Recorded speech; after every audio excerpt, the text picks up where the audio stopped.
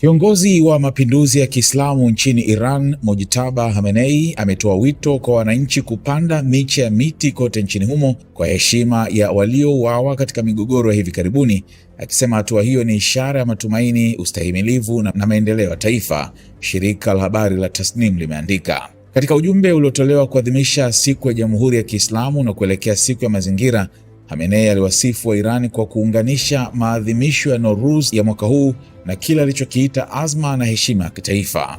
Aliwahimiza wananchi wa mijini na vijijini kushiriki katika kampeni ya kitaifa ya upandaji miti kuanzia siku ya mazingira hadi mwisho wa majira ya machipuko. Kiongozi huyo aliwataka wananchi kupanda miti ya matunda hasa katika mwezi wa Farvardin kwa ushirikiano na mamlaka husika.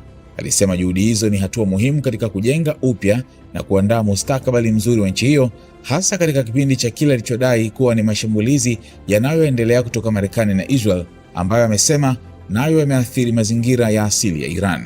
Khamenei pia alizungumzia vifo vya wanafunzi wa shule, akivitaja kuwa ni kitendo cha kikatili kilichofanywa na maadui aliowaita wauaji wa watoto. Alisema wananchi wa Iran watajibu kwa kupanda miche ya miti kwa kumbukumbu ya mashujaa wote waliouawa, hasa wa kile alichokiita vita tatu iliyolazimishwa. Alieleza matumaini kuwa miche hiyo itakuwa na kuwa miti ya matunda, ishara ya maisha endelevu, nguvu ya taifa na umoja wa vizazi vijavyo.